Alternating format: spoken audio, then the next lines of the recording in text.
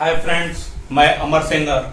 जैसा कि इससे पहले आपने देखा था मुगल वंश मैंने स्टार्ट किया था, बाबर पढ़ाया था, फिर अब आगे हुमायूं देखूंगा। ठीक, मैं क्या सभी आप सभी देखेंगे।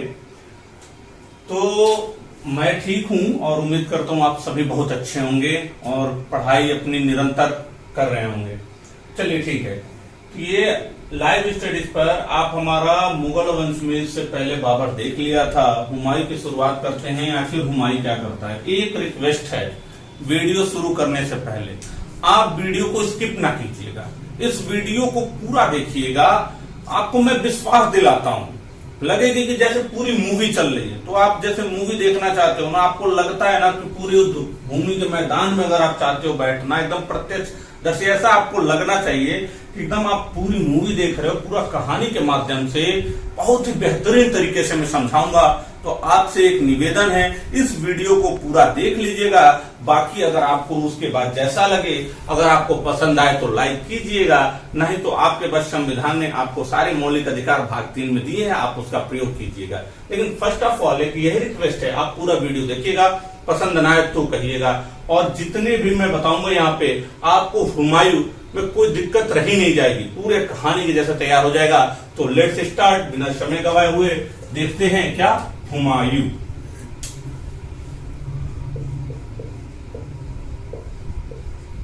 ये हुमायूं का अगर टाइम पीरियड देखा जाए ना, तो इसका टाइम पीरियड 1530 से 1540 और 1555 से 1556। अब आप ये सोच रहे होगे बाबू कि ये टाइम पीरियड दो कैसे है।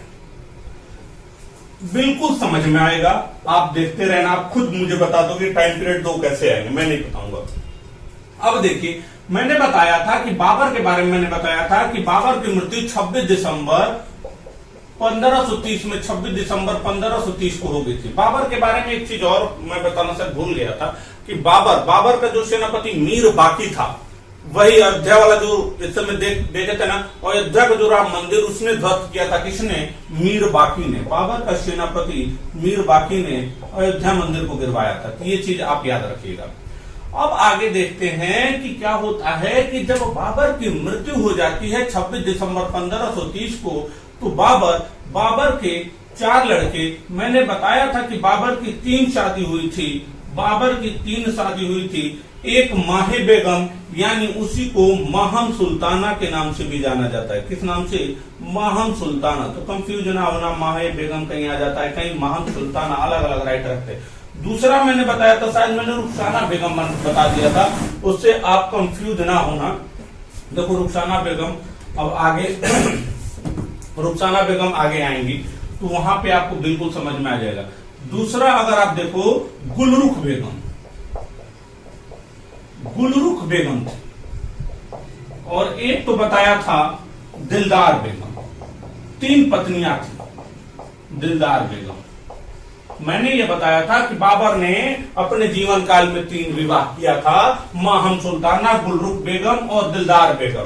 इसी माहम सुल्ताना से जो उत्पन्न पुत्र था वो था हुमायूं। कौन था? इसी माहम सुल्ताना से उत्पन्न पुत्र हुमायूं था। जबकि इस गुलरुख बेगम से उत्पन्न पुत्र 2 थे, कामरान था और दूसरा अस्करी था।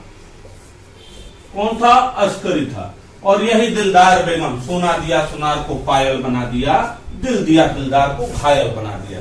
यही दिलदार बेगम। और इस दिलदार बेगम से इसके पुत्र का जो जन्म हुआ, हिंदाल। इस प्रकार आपने देखा बाबर के 4 पुत्र। बाबर ने 3 शादी, माहम सुल्ताना, गुलरुख बेगम, दिलदार बेगम। माहम सुल्ताना से उत्पन्न पुत्र हुमायूं, गुलरुख बेगम के 2 पुत्र कामरान और अस्करी, दिलदार बेगम से 1 पुत्र हिंदाल। इस तरीके से देखा जाए तो अब बाबर की मृत्यु के बाद राजगद्दी पर जो अगला बैठता है शासक बनके, कौन बैठता है? हुमायूं।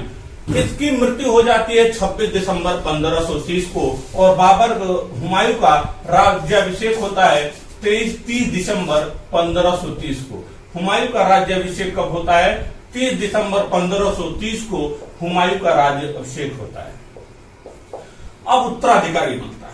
अब देखो क्या होता है कि जब बाबर की मृत्यु हो जाती है बच्चा, तो जब बाबर की मृत्यु हो जाती है तो इसी के दरबार में एक रहता है मीर खलीफा। कौन रहता है? मीर खलीफा चाहता है, यही मीर खलीफा ये चाहता है कि बाबर का बच्चा, जो बाबर का बड़ा बेटा है हुमायूं, वो सुल्तान ना बने, वो उत्तराधिकारी ना बने, और ये चाहता है किसको बनाना? मेहदी राय ख्वाजा। किसको? मेहदी राय ख्वाजा को चाहता है ये अगला उत्तराधिकारी बनाना, और यही मेहदी राय ख्वाजा बाबर का दामाद रहता है। बाबर की बेटी गुलबदन बेगम से इसका विवाह होता है। किससे? गुलबदन बेगम। नाम में कंफ्यूज ना हो, सारे नाम याद आ जाएंगे। गुलबदन बेगम से इसका विवाह होता है मेहदी राय ख्वाजा का, और यही मेहदी राय ख्वाजा सांगा के खिलाफ सांगा के खिलाफ फरवरी 1527 में बयाना का युद्ध लड़ता है, और यहाँ पे राजपूतों की सेना बाबर की सेना को हरा दिया था, और यही मेहदी राय ख्वाजा दौड़कर भाग जाता है। किसके पास जाता है? और बाबर के पास जाता है और कहता है, ससुर जी, जितना तुम सांगा को कमजोर समझ रहे हो उतना आसान नहीं है, ये आपको अच्छे से ससुर बना देगा। ये कौन कहता है? मेहदी राय ख्वाजा कहता है, और यही मेहदी राय ख्वाजा वो चाहता है मीर खलीफा षड्यंत्र के जरिए ये मेहदी राय ख्वाजा बाबर को उत्तराधिकारी। हुमायूं की बहन गुलबदन बेगम इस षड्यंत्र का भंडाफोड़ करती है, और हुमायूं क्या करता है? गिरफ्तार करवाता है। किसको? मेहदी राय ख्वाजा को गिरफ्तार करवाता है और जेल में डाल देता है। इस तरीके से बाबर का बड़ा बेटा हुमायूं 30 दिसंबर 1530 को राज सिंहासन पर बैठता है। आपने देखा बाबर की मृत्यु 26 दिसंबर 1530, बाद में उसे काबुल में दफनाया गया, पहले आगरा में दफनाया गया था। उसका सेनापति मीर बाकी हुमायूं ये अयोध्या का जो मंदिर है उसे गिरवाया था। फिर बाबर की 3 पत्नियां महान सुल्ताना, गुलरुख बेगम, दिलदार बेगम। महान सुल्ताना से उत्पन्न पुत्र हुमायूं था, गुलरुख बेगम से कामरान और अस्करी था, दिलदार बेगम से हिंदाल था। अब क्या होता है? षड्यंत्र आपने सब कुछ देख लिया। जब हुमायूं शासक बनता है तो ये क्या करता है? अपने भाइयों में राज्यों का बंटवारा कर देता है। अपने भाइयों में कहता है कि ठीक है, हम तुम्हें भी कुछ ना कुछ दे दे रहे हैं। इस तरीके से कामरान को दे दिया काबुल और कंधार, काबुल कंधार, मुल्तान का भी कुछ हिस्सा दिया था, और पंजाब का भी कुछ हिस्सा दिया था, ये याद रखना। अब देखो, कामरान को काबुल, कंधार, मुल्तान, पंजाब, मुल्तान और इन दोनों का कुछ हिस्सा दिया था।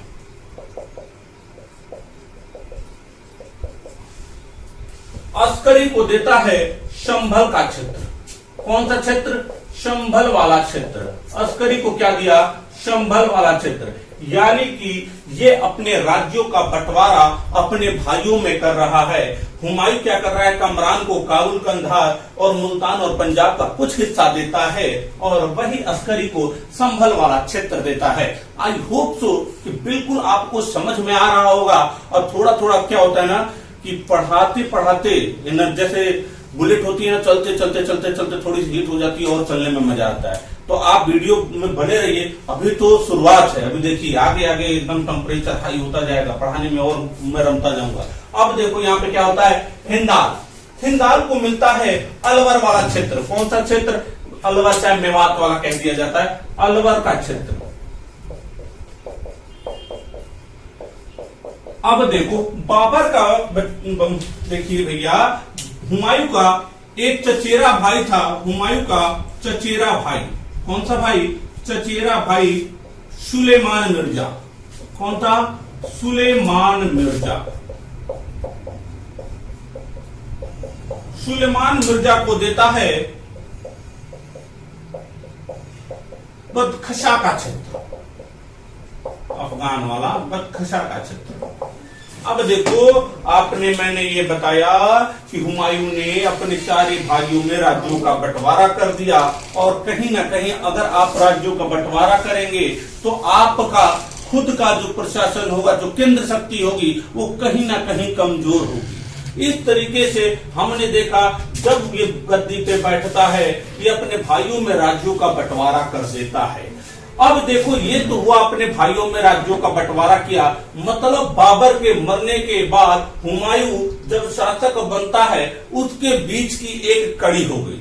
अगर व्यक्तिगत जिंदगी पर हुमायूं का ध्यान दिया जाए कि यह व्यक्ति कैसा था, अब यहां से असल में वास्तविक रूप से शुरुआत करेंगे, हुमायूं को पढ़ना अब स्टार्ट करेंगे। ये एक थोड़ा सा एक क्वेश्चन कई बार पूछा गया है कि कमरान को क्या दिया, अस्करी को क्या दिया, हिंदाल को क्या दिया, सुलेमान मिर्जा इसका चचेरा भाई कौन था, चचेरा भाई था, और ये सब दिया। एक क्वेश्चन यहां से बन जाएंगे आपको, 2-3 क्वेश्चन यहां से आपको मिल जाएंगे। मीर बाकी वाला भी क्वेश्चन पूछा गया है, ठीक, मीर खलीफा वाला भी ध्यान रखिएगा, इसके टाइम पीरियड से भी क्वेश्चन पूछे जाते हैं, तो आप ध्यान दीजिएगा।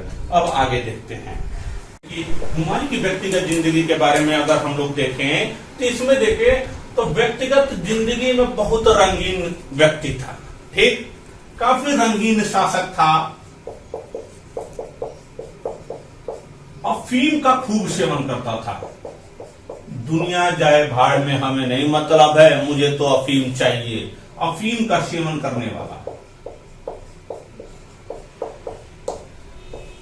अफीम का सेवन करता है, रंगीन मिजाज का व्यक्ति रहता है, खुल के जीने वाला व्यक्ति रहता है।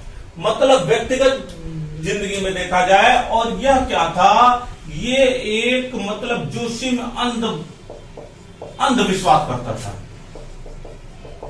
ज्योतिषी में अंधविश्वास करता था, और इसी वजह से ये 7 दिन में 7 कलर के कपड़े पहनता है। 7 डे 7 कलर क्लॉथ,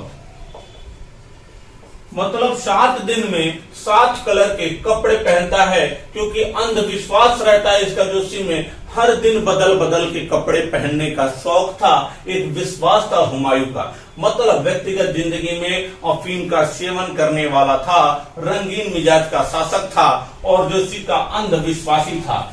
इस तरीके से जो अगल बगल वाले जो राजा रहेंगे ना, और मैंने कहा था ये सारे राज्य को बांट देता है, और सारे राज्यों को बांटने के बाद ये क्या करता है, अपने पास दिल्ली और आगरा जो केंद्र रहता है, उपकेंद्र रहता है, उसको बना के शासन प्रारंभ करता है। मतलब अपने पास ये वाला क्षेत्र रखता है, मुख्य रूप से आगरा इसका केंद्र रहता है, और बाकी अपने भाइयों में बांटता है। मैंने पहले ही बता दिया। अब देखिए, जो नया शासक आया इसके बारे में अगल बगल वाले राजा जानते हैं कि हमारा अगला शासक कैसा है, अगर इस समय मौका मिले तो हम भी भारत पर शासन कर सकते हैं। इस तरीके से मैंने बताया कि हुमायूं काफी रंगीन मिजाज का था, अफीम का सेवन करता था। ये सब इसके मतलब रहन सहन से सबसे ज्यादा अगर कोई परेशान था तो आप बताइए कौन परेशान होगा, पिता ही तो परेशान होगा। और यह सबसे ज्यादा इसकी आदतों से कौन था परेशान, बाबर। और यह बाबर इतना ज्यादा परेशान था इसकी आदतों से, यह हमेशा इसको ये चिंता खाए रहती है कि हुमायूं कैसे अपने शासन चलाएगा, आगे चल के क्या करेगा। पूरे दिन बोतल पे बोतल खोल रहा है, अफीम का सेवन कर रहा है, रंगीन मिजाज का, यास मिजाज का शासक है, मतलब व्यक्ति है, यह अपने शासन को नहीं चला पाएगा। और बाबर हमेशा इसको डांटता रहता है। आज भी अगर आप नहीं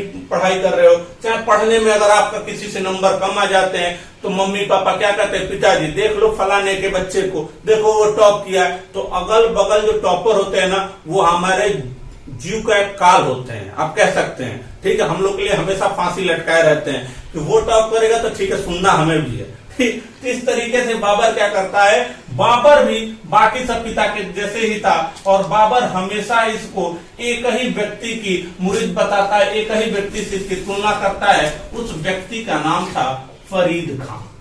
क्या नाम था, फरीद खां। यही फरीद खां जो शेर खां के नाम से भी जाना गया, लेकिन कब जाना गया अभी बता रहे हैं। बाबर समझाता है कि अरे हुमायूं जिसका अर्थ भाग्यशाली होता है, हुमायूं का जो जन्म होता है 6 मार्च 1508 को हुआ था। कब हुआ था, 6 मार्च 1508 को होता है। इसको ये समझाता है कि अरे पागल, कुछ सीखना है तो फरीद से सीख। आखिर यह बात बाबर क्यों कहता है, यही फरीद क्या करता है, जो बाद में शेर खा या शेर शाह सूरी के नाम से जाना जाता है, यह बाबर के सेना में एक सैनिक के रूप में भर्ती होता है। किसके रूप में भर्ती होता है? एक सैनिक के रूप में भर्ती होता है। अपनी योग्यता के बल पर यही सैनिक चंदेरी का युद्ध जो बाबर और किसके मध्य लड़ा गया था, आप कमेंट बॉक्स में बताओ, बता चुका हूं मैं। चंदेरी का जो युद्ध रहता है, इसी में सेनापति बन जाता है। क्या बन जाता है? सेनापति। बाबर इसकी योग्यता को देखता है। किसकी योग्यता को देखता है? फरीद की योग्यता को देखता है। और ये हमेशा इसकी मतलब फरीद के ऊपर ये जासूस भी बैठाता है कि पता करो ये क्या क्या करता है। हमेशा फरीद को लेके ये चिंतित रहता है। इसको ये तभी लग जाता है, चंदेरी के युद्ध में ही लगता है कि बाबर के पूरा सेनापति ये था और ये अपने दम पे बाबर को ये युद्ध जिता देता है। हमेशा बाबर टेंशन में रहता है कि यार ये जो बंदा है ना, ये मुगल वंश के लिए खतरा बन सकता है। और इसी युद्ध में कहा था, चंदेरी के युद्ध में फरीद ने कहा था कि अगर ईश्वर ने चाहा तो निश्चित रूप से मैं मुगलों को भारत से भगा के फिर से अफगानों की सत्ता स्थापित कर दूंगा इस भारत में। और इस वजह से देखो हमेशा बाबर टेंशन में रहता है, किसे लेके? फरीद को, क्योंकि वो अपने पुत्र को जानता है कि मेरा पुत्र बुत्तल पे पुत्तल खोलने वाला है और ये एक योग्य पुरुष क्योंकि एक सैनिक में आता है, सेनापति बन जाता है। ध्यान दीजिएगा, बाबर चंदेरी के युद्ध के बाद तुरंत बाद अफगानों के खिलाफ युद्ध छेड़ देता है। और अफगानों के खिलाफ जब युद्ध लड़ता है, यही फरीद जो कि खुद अफगान था, क्या बाबर का साथ देगा? और नहीं, यह बाबर का साथ नहीं देता है। और यह क्या करता है, जाके अफगानों के साथ मिल जाता है। किसके साथ मिल जाता है? अफगानों से मिल जाता है। यही फरीद किससे मिल जाता है? अफगानों से मिल जाता है। इस तरीके से बाबर की सेना से निकल गया कौन? फरीद निकल गया और जाके अफगानों से मिल जाता है। आपने समझा? मतलब बाबर दुहाई देता है किसकी? फरीद की। फरीद सैनिक बनकर आता है, सेनापति बन जाता है चंदेरी के युद्ध में। बाद में अफगानों के खिलाफ जब बाबर अभियान चलाता है तो फरीद जाके किससे मिल जाता है? अफगानों से मिल जाता है। अब देखिए, जब फरीद अफगानों से मिल जाता है तो अगर देखा जाए, जब मिल जाता है उसके बाद अफगान के युद्ध के बाद 1 साल बाद बाबर की मृत्यु हो जाती है। और यही अफगानों में एक दक्षिण बिहार का राजा था, शासक था। दक्षिण बिहार का शासक रहता है जिसका नाम रहता है बहार खां लोहानी। क्या नाम रहता है? बहार खां लोहानी। और इसी बहार खां लोहानी का अंगरक्षक बन जाता है, यानी बॉडीगार्ड। आ गया तेरा बॉडीगार्ड बन जाता है। बॉडीगार्ड बन जाता है बहार खां लोहानी का। और एक दिन बहार खां लोहानी शिकार पे जाता है। शिकार के वक्त ही बहार खां लोहानी पर एक शेर ने अटैक कर दिया। क्या कर दिया?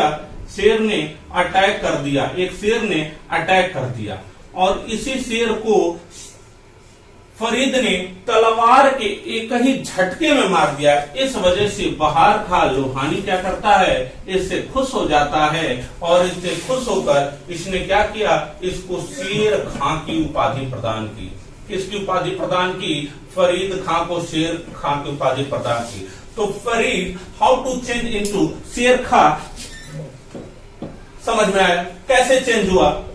हाउ टू चेंज, आप बिल्कुल समझ गए कि बहार खां लोहानी क्या करता है? जाता है शिकार पे, शेर अटैक करता है। ये शेर मान लेना आप, अटैक करता है, उस शेर को एक ही झटके से मार देता है। बहार खां लोहानी क्या करता है? इसको शेर खां की उपाधि प्रदान करता है। ये शेर खां, उधर बाबर अगर देखा जाए तो सबसे ताकतवर बन के आगे उभरेगा। यही क्या था, अगर आप देखोगे तो यही शेर खां चुनार के किले पे अपना कब्जा कर लेता है। चुनार का जो शासक था, चुनार का जो शासक रहता है, उसकी विधवा पत्नी से विवाह करता है। कौन? शेर खां। उसकी विधवा लाडो बेगम से विवाह कर लेता है शेर खां और चुनारगढ़ किले को हासिल कर लेता है। किसको हासिल कर लेता है? चुनारगढ़ किले को। इस तरीके से कैसे कैसे फरीद क्या होता है कि मतलब सैनिक के रूप में आता है, सेनापति बनता है, फिर बहार खां लोहानी से मिलता है, शेर खां की उपाधि लेता है। बाद में विधवा पत्नी उनके लाडो बेगम से विवाह कर लेता है और चुनारगढ़ किले पर कब्जा कर लेता है। कौन? शेर खां। इस तरीके से आपने देखा तो बाबर का जो बेटा था हुमायूं के सबसे ताकतवर दुश्मन के रूप में आगे कौन उभर कर आएगा, बिल्कुल यहां से क्लियर हो गया। अब देखिए,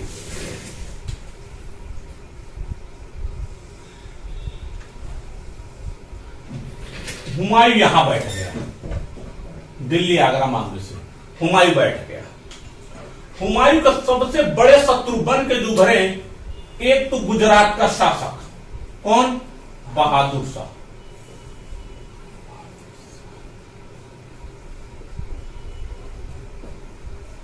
गुजरात का शासक बहादुर शाह। दूसरा, अगर इधर बिहार वाला चुनारगढ़ किला देखा जाए तो शेर खां, और इसी के साथ रहता है महमूद लोदी। कौन रहता है? महमूद लोदी। मैंने पहले ही बता चुका था कि हमारा अगला शासक कैसा था, अफीम का सेवन करने वाला था, रंगीन मिजाज का था, और ये सबको पता है कि हमारा अगला शासक कैसा है। इस वजह से ये भारत को जीतने के लिए और केंद्र शक्ति में बैठने के लिए सपना देख रहे थे। अब बिल्कुल सपना देखना भी चाहिए। जब राजा कमजोर है तो सोचेंगे चलो ठीक है, रंगीन मिजाज है, इसको तो भैया रंगीन मिजाज है, उसी में लिप्त रहेगा, तब तक हम पूरे भारत को कब्जा कर लेंगे। मैंने बताया था 7 दिन में 7 कलर के कपड़े पहनता है। अंधविश्वास रहता है, देखो नहीं होता है मैचिंग वाला जानते हो ना, जिस कलर का सूट उसी कलर का नेल पॉलिश, उसी कलर की लिपस्टिक, सब कुछ मतलब मैचिंग वाला चाहिए, उसी कलर की सैंडल, खूब नखरे झकरे अच्छे हैं। चलिए ठीक है। अब देखो तो यही 7 कलर और बड़ा मैचिंग वाली चीज इसके साथ था। अब इसके शत्रु में अगर देखा जाए, कहानी बिल्कुल क्लियर है कि मैंने बताया हुमायूं, फिर से सुन लीजिए, रिकॉल करते हैं। हुमायूं राजा बनता है, रंगीन मिजाज का रहता है, जोशी का अंधविश्वासी रहता है, 4 भाई, एक चचेरा भाई, सब में राज्यों का बंटवारा कर देता है, दिल्ली और आगरा की केंद्र शक्ति अपने पास रखता है। उधर बाबर हमेशा इसके आदतों से परेशान रहता है। किसकी हमेशा बात करता है? फरीद खां। और ये फरीद खां क्या करता है? एक अफगान रहता है, और अफगान रहता है, एक सैनिक के रूप में भर्ती होता है। मैं पूरे अच्छे से एक अलग से शेरशाह सूरी पढ़ाऊंगा, बताऊंगा इसके बारे में, कहां से आया था, कैसे जन्म हुआ था, किस इसके पिताजी जमींदार थे, जागीर पहले सब कुछ बताएंगे। तो फरीद खां यही चंदेरी के युद्ध सेनापति बनकर आता है, और पिछले वीडियो में मैंने बताया था चंदेरी के युद्ध में कब हुआ था, कौन कौन था, डेट के सहित आप कमेंट बॉक्स में कमेंट करना। चंदेरी का युद्ध, इसमें सेनापति बन के आता है। इसकी योग्यता को देख के बाबर डर जाता है, और इसको पूर्ण विश्वास रहता है कि हुमायूं को हटाकर यह अगला शासक बन बैठेगा। अब देखो, ये सेनापति बाद में अफगानों के खिलाफ युद्ध नहीं लड़ता है, बहार खां लोहानी से, फिर शेर खां की उपाधि, फिर चुनारगढ़ किले को पकड़ लिया। इस तरीके से देखा जाए तो हुमायूं बीच में है, और यहाँ पे गुजरात में इसका सबसे बड़ा शत्रु बहादुर शाह बैठा है, और इधर चुनारगढ़ किले में कौन बैठा है?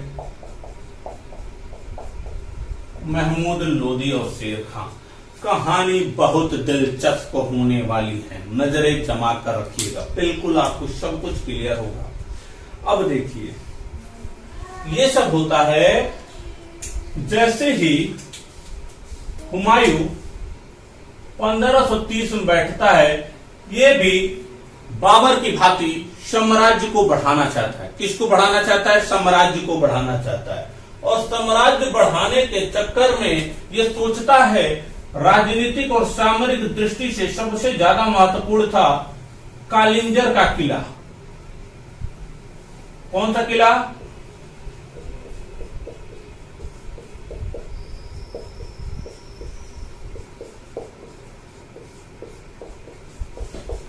हुमायूं सोचता है कि हम कालिंजर के किले को जीत लेंगे तो हमारा साम्राज्य विस्तार भी होगा, और सामरिक दृष्टि से भी बहुत ज्यादा महत्वपूर्ण था। कौन? कालिंजर का किला। और इसी कालिंजर का किला जो राजा था प्रताप रुद्रदेव। कौन राजा था? प्रताप रुद्रदेव। यही सोचकर साम्राज्य विस्तार को सोच के और प्रताप रुद्र देव को हराने के लिए बाबर एक सुसंगठित सेना लेकर 1531 में अभियान चलाता है। कब चलाता है? 1531 में हुमायूं क्या करता है? कलिंगर को किला जीतने के लिए प्रताप रुद्र देव पर अभियान चलाता है और यह आक्रमण इसका असफल रहता है। हुमायूं की यहाँ पे बहुत सारी कमियां निकलकर सामने आती हैं और इस कमियों को नोटिस कौन करेगा? ये बहादुर शाह और शेर खां और महमूद लोदी। अब क्या होता है, यहाँ पे जब अटैक करता है और यह आक्रमण असफल रहता है और वापस आता है कौन? हुमायूं निराश वापस आ रहा है। इधर से निराश आएगा वापस आगरा। जैसे ही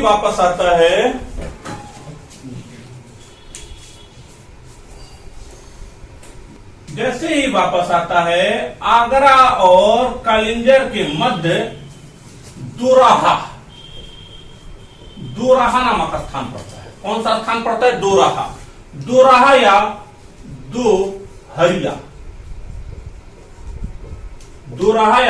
दोहरिया।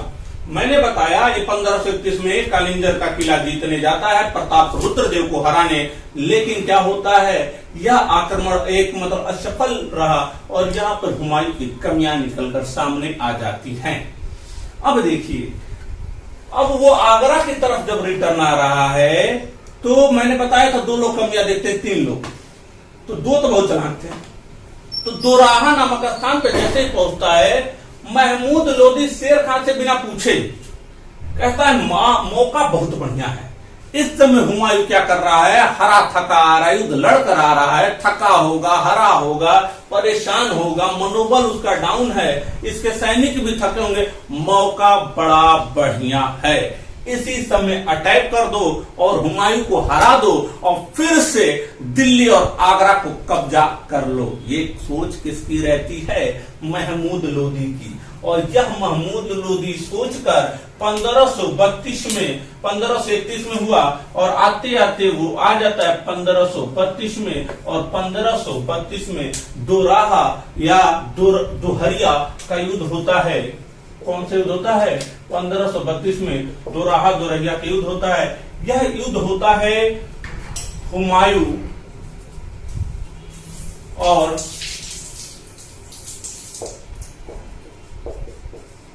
महमूद लोदी के बाद। पर यहाँ पे भले ही थका हारा रहता है, लेकिन रॉन्ग नंबर मिल जाता है किसका? महमूद लोदी का। और यहाँ पे युद्ध लड़ते लड़ते महमूद लोदी हारने लगता है और यहाँ से भाग जाता है कौन? महमूद लोदी। आखिर महमूद लोदी जब हार के भागता है, हुमायूं कहता है कि नहीं, मौका हाथ से जाने नहीं दूंगा, और हुमायूं इसके पीछे पीछे लग जाता है। ये महमूद लोदी क्या करता है? दौड़ के महमूद लोदी कहाँ भाग जाता है? किसके पास? शेर खां के पास, और चुनारगढ़ किले में घुस जाता है। कहाँ घुस जाता है? चुनारगढ़ के किले में घुस जाता है। अब आगे आगे महमूद लोदी, पीछे पीछे हुमायूं। इस तरीके से चुनारगढ़ किले में किसकी एंट्री हो गई? महमूद लोदी की। पहले से चुनारगढ़ किले में कौन बैठा था? शेर खां बैठा था। महमूद लोदी गया, कहा देखो साहब, मामला गड़बड़ा गया, हमने जोश में होश खो दिया, दोराहा नामक स्थान पे घेर लिया, सोचा हुमायूं को हरा दूंगा, लेकिन भले पियक्कड़ है लेकिन तलवार अभी भी अच्छे चला रहा है। और इस तरीके से क्या करता है? कम कहता शेर खां, यार तुम तो मामला गड़बड़ा दिए भाई, तुम तो अपने साथ हमें भी गिरवा दिए। कह चलो देखते हैं। इस तरीके से 1532 में जाता है और हुमायूं चुनारगढ़ के किले को घेर लेता है। किसके किले को घेर लेता है? चुनारगढ़ के किले को घेर लेता है। इधर थोड़ा रब कर रहे हैं।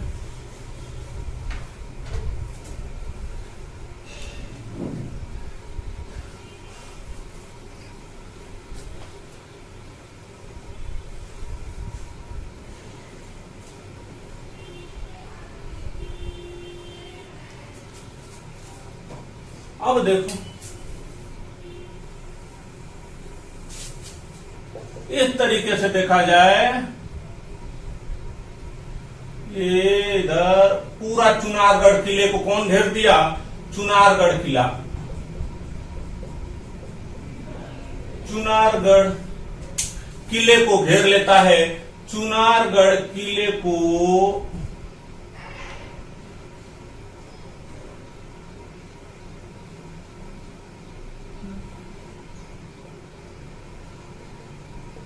चुनारगढ़ किले को घेर लेता है। इस चुनारगढ़ किले में कौन कौन था?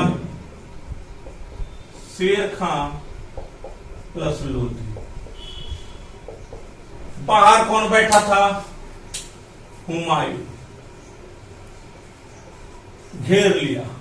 हुमायूं को जब पता चला, ओहो हो शेर खां भी यही है, बहुत खुश हो जाता है। कहता है कि पप्पा से बहुत बोली सुनवाए हो, पप्पा तुम्हारी दुआई लेके खूब उल्टा सीधा अंडमंड हमें बोल देते थे कि तुम ऐसे हो, तुम ऐसे, तुम्हारी ही तुलना करते थे। मामला सही फंसा है। और कहता है हम तेरी मोहब्बत में यूं पागल रहते हैं, दीवाने भी अब हमको दीवाने कहते हैं। मतलब हाँ, दीवाने भी अब हमको अफिंची कहते हैं। अब देखो शेर खां और लोधी यहाँ पे दोनों को घेर कर बैठ जाता है। सैनिकों से कहता कुछ भी हो जाए हिलना ना, यहीं पे बैठे रहो। अब देखिए, मान लीजिए आपका घर है, दुश्मन बाहर बैठ गया, क्या राशन का आवागमन हो पाएगा? नहीं होगा ना। पूरे एक विशाल सेना के साथ अंदर बंद थे। इस तरीके से राशन का अभाव होता है। मजबूरी में महमूद लोधी, शेर खां लोधी दोनों भैया आत्मसमर्पण कर देते हैं। किसके सामने? हुमायूं के सामने आत्मसमर्पण कर देते हैं।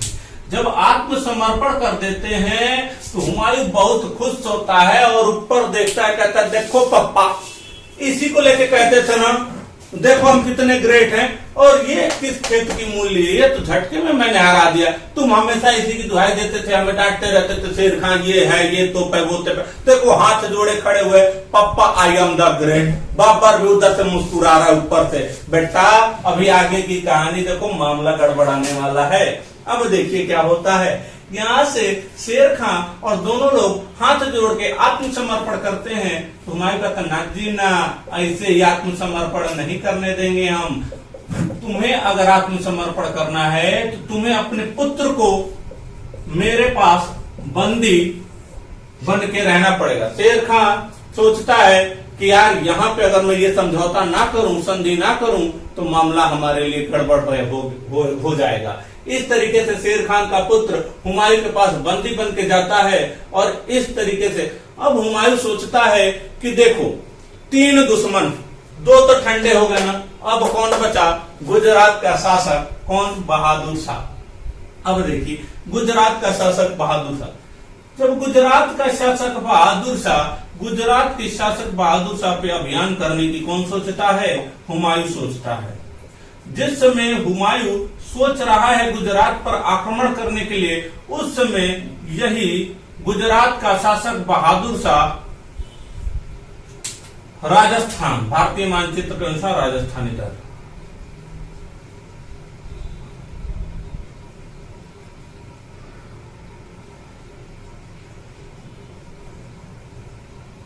अब देखो ये क्या करता है, बहादुर शाह अभियान कहां पे चलाता है? राजस्थान के चित्तौड़ में।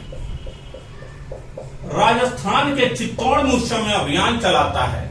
और याद रखना, उस समय शासन प्रशासन चला रही थी यहाँ पे राणा सांगा की पत्नी कर्मावती। कौन? कर्मावती। और इसी कर्मावती को खानवा के युद्ध के मैदान के बाद बाबर ने युद्ध के बाद इसको अपनी हिंदू पुत्री नियुक्त किया था। क्या नियुक्त किया था? हिंदू पुत्री।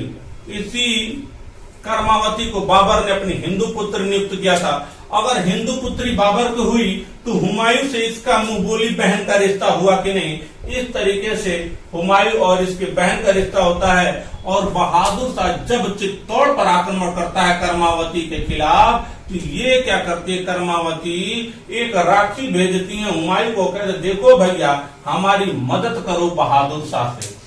अब जब बहादुर शाह को यह बात पता चलता है कि ये गेम कर्मावती ये खेल रही हैं, ये तुरंत बहादुर शाह क्या करता है, हुमायूं के पास एक पत्राचार कराता है। कहता है देख हुमायूं, हमारी और तेरी लड़ाई दूसरी है और यहाँ की बात दूसरी है।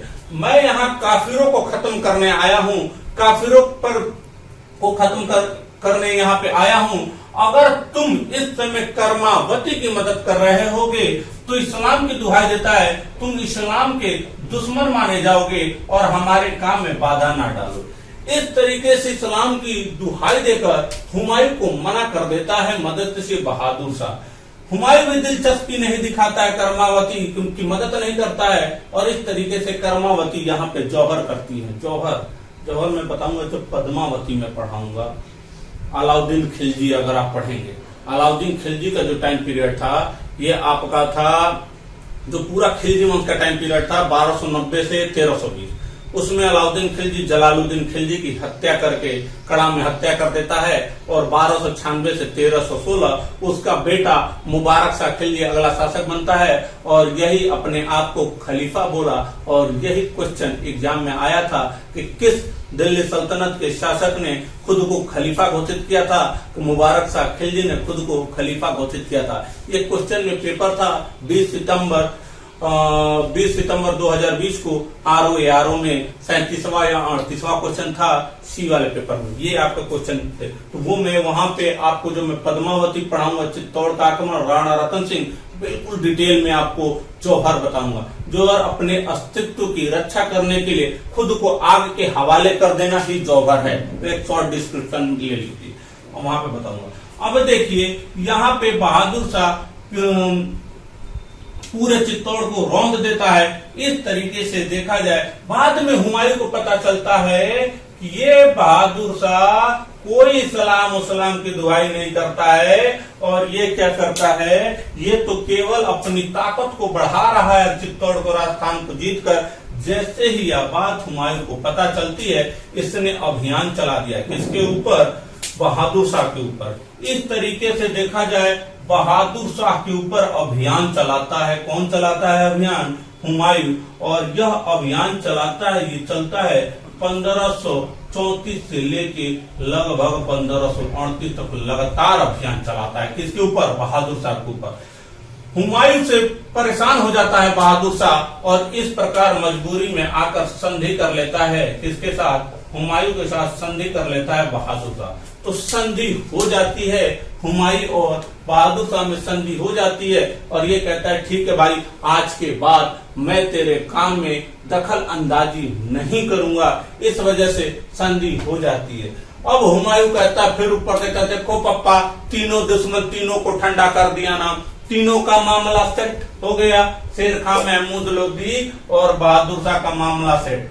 जैसे यहाँ पे किसका आता है, सेनापति कहता है हुमायूं का मामला सेट, तुम इधर अभियान चला रहे थे, इधर पे तो ध्यान ही नहीं दिए और इधर शेर खां संधि की सारी शर्तें तोड़ के अपनी ताकत को बढ़ा दिया। और इसका जो पुत्र था ना, बहुत बड़ा खिलाड़ी था, ये इसके चुंगल से भाग के सब कुछ जाकर शेर खां को बताता है कि इसके सेना के बारे में पूरा भेदी बन जाता है। इसकी सेना कैसी है, कैसे रखता है, कैसे क्या करता है, सारी खबर बताता अपने पिता को। पिता कहता वेल डन पुत्र, वेल डन, बहुत अच्छा काम किया। इस तरीके से हुमायूं टेंशन में आ जाता, कहता अरे यार इधर में आ गया, फिर शेर खां का टेंशन। कहता कोई बात नहीं, फिर से अभियान चलाएंगे, फिर से शेर खां को हराएंगे। क्या हुमायूं शेर खां को फिर से हरा पाएगा? क्या शेर खां इसे हराएगा? क्या अगला युद्ध कैसे होता है?